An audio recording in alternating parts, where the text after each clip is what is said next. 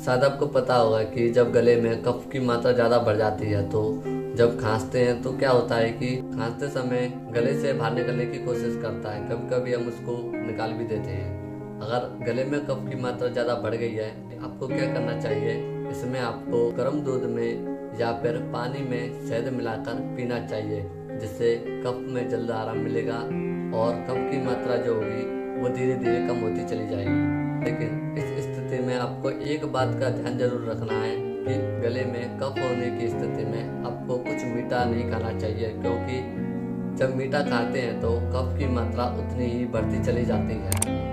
धन्यवाद। और ऐसे नॉलेजेबल वीडियो देखने के लिए चैनल को सब्सक्राइब जरूर करें।